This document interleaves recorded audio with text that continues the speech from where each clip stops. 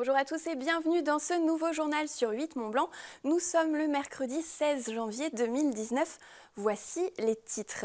Le grand débat national est lancé, ouvert officiellement mardi par le président de la République. Il doit permettre aux Français de donner leur avis sur les questions de fiscalité, l'organisation de l'État, l'écologie ou encore la démocratie. Les modalités de ce débat restent cependant floues et les élus locaux s'interrogent. Clémence Roilès est allée à la rencontre de l'Association des maires ruraux en Savoie. Et puis elle nourrit bon nombre d'habitants de la vallée depuis une dizaine d'années. La ferme pour tous de Domancy est à vendre. Un collectif d'agriculteurs qui travaille sur l'exploitation depuis plusieurs années souhaite la racheter pour poursuivre l'activité dans une logique durable. Mais on commence avec la consultation nationale. En réponse à la crise des Gilets jaunes, le grand débat national a été ouvert hier par Emmanuel Macron. Autour de cette concertation, beaucoup de questions restent encore sans réponse pour les citoyens, mais également pour les élus locaux et les préfectures. L'Association des maires ruraux de Savoie a donc organisé en parallèle son propre débat. Elle juge que la question des territoires est absente de cette grande concertation nationale. Les explications de Clémence Roilès. Depuis plusieurs semaines, des cahiers de doléances sont disponibles en mairie. Certains sont déjà clos et d'autres attendent encore les écueils des citoyens.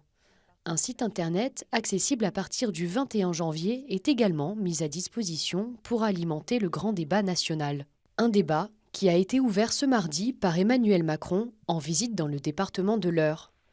Pour organiser la concertation, les préfectures ont nommé des représentants.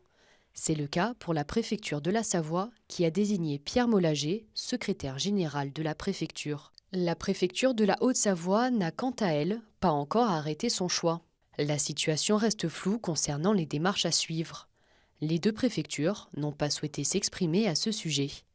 C'est dans ce contexte que l'Association des maires ruraux de Haute-Savoie a organisé sa propre concertation d'élus, estimant que l'aspect territorial est écarté.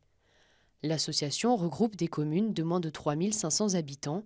Son but, défendre les petites communes et les valeurs du territoire. L'association des maires ruraux, elle a envoyé un courrier à tous les maires ruraux, les maires adjoints et les conseils municipaux pour recueillir soit les doléances ou les propositions.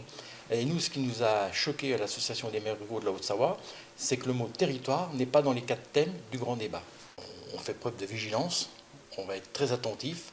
On va être surtout très à l'écoute et on va surveiller que nos dossiers aboutissent et qu'on soit bien pris en compte. On espère que les territoires ruraux, la ruralité, fassent partie intégrante du grand débat et que nos revendications, nos préoccupations, enfin, soient écoutées et appliquées. La grande consultation s'articule autour de 4 thèmes : transition écologique, fiscalité, services publics et débat démocratique. Les prochaines semaines devraient éclaircir les citoyens qui souhaitent participer au grand débat national. J'ajoute qu'à Saint-Julien-en-Genevois, comme dans de nombreuses communes, un cahier de propositions est disponible à l'accueil de l'hôtel de ville depuis plusieurs semaines.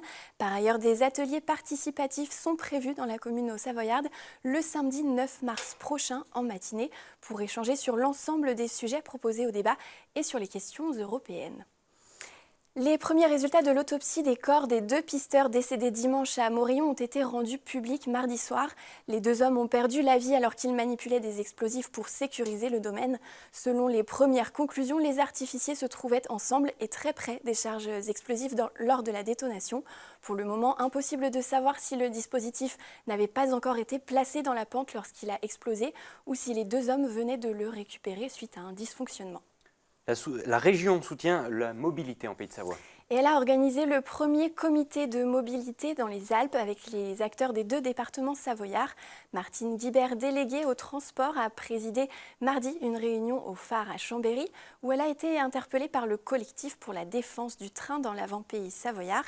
Une dizaine d'usagers de la ligne Lyon-Chambéry ont manifesté devant la salle. La déléguée s'est ensuite rendue à Annecy pour soutenir le plan mobilité de l'agglomération. Francis Rézin a suivi ces rencontres. Reportage. La vice-présidente déléguée au transport a présidé une réunion mardi dernier avec des élus et des associations. Au programme des discussions, les projets liés à la mobilité déjà réalisés et à venir en Auvergne-Rhône-Alpes.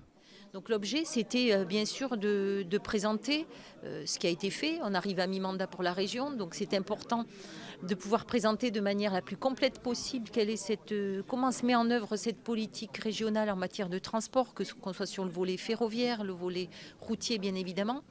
Et puis c'est d'avoir un échange avec localement, avec des personnes qui sont fortement engagées sur ces questions. Et justement, le collectif pour la défense du train dans l'avant-pays savoyard est venu interpeller la responsable de la région. Il proteste contre la diminution des TER sur la ligne Lyon-Chambéry via Pont-de-Beauvoisin depuis décembre dernier. La cause principale, les travaux à la gare de Lyon-Pardieu. J'espère qu'ils vont prendre conscience qu'ils mettent vraiment les gens dans des situations terribles et que supprimer tout d'un coup 80% d'une desserte ferroviaire, il faut bien qu'ils puissent imaginer que ça met des gens au jour le jour dans une situation intenable. L'élu a improvisé une réunion avec des porte-paroles du collectif d'usagers avant de se rendre en Haute-Savoie pour rencontrer le président du Grand Annecy. Un point de situation a été fait sur le projet du doublement de la ligne ferroviaire Annecy-Chambéry. Alors le doublement de la ligne ferroviaire Aix-Annecy, vous savez que j'attends ça moi comme le bon pain. Et nous avons un point d'étape justement avec la région, mais surtout avec l'État, qui peine un peu, je dois reconnaître, à faire avancer les études par la SNCF. Et je crains qu'on prenne encore un peu de retard, ça j'en suis le premier furieux, mais vous savez que j'ai la furie modeste, mais plutôt toujours positive. On a un point justement d'étape là pour dire comment on réenclenche les choses et comment on avance. 200 000 voyageurs utilisent les TER et les cars de la région pour un budget de fonctionnement de 550 millions d'euros. L'épidémie de grippe s'installe en Auvergne-Rhône-Alpes. 8 régions françaises sont touchées, selon le dernier bulletin de Santé publique France, qui rappelle les bons gestes pour lutter contre ce virus d'hiver. Parmi ces gestes, se laver fréquemment les mains à l'eau et au savon, ou encore utiliser des mouchoirs à usage unique. Et surtout, couvrez-vous bien. Un pour tous, tous pour un. C'est comme cela qu'on pourrait résumer la philosophie de la ferme pour tous à Domancy, près de Sallanches en Haute-Savoie. Depuis plusieurs années, un collectif d'agriculteurs cherche à acquérir le domaine agricole pour pérenniser son activité. En novembre dernier, ils ont créé une association pour financer leur projet. Il leur reste 2 mois seulement pour récolter les fonds nécessaires au rachat de la ferme. Philippine Potencier a rencontré les porteurs du projet. Reportage. 2 hectares de terrain et une ferme. Voilà ce que sont en passe d'acquérir les membres de l'association La Ferme Associative au Pays du Mont-Blanc. Mais pour acter cette vente, il manque encore 93 000 € à récolter d'ici le 15 mars. Aujourd'hui, tous attendent une réaction de la part des élus. Du coup, on espère vraiment cette réponse positive des collectivités qui nous permettrait d'avancer concrètement sur le projet, ou en tout cas une réponse, même si c'est négatif, qu'on puisse savoir vers où on va. C'est vrai que nous, ça nous tient à cœur de faire une ferme associative où on peut se retrouver tous autour de ce projet. Si au bout du compte, les collectivités ne s'engagent pas financièrement sur le projet, ça sera une ferme, on peut dire, majoritairement citoyenne, avec quelques entreprises et fondations, comme a dit Jérôme tout à l'heure, qui nous soutiennent aussi. Donc ça sera une autre formule qui nous permettra de faire notre activité, mais c'est vrai que nous, on a envie aussi de proposer une solution qu'on peut reproduire sur d'autres territoires. Actuellement, 80% de la somme accumulée provient des citoyens. Pour les locaux, plus qu'un achat collectif, c'est une véritable occasion de penser une agriculture locale et durable.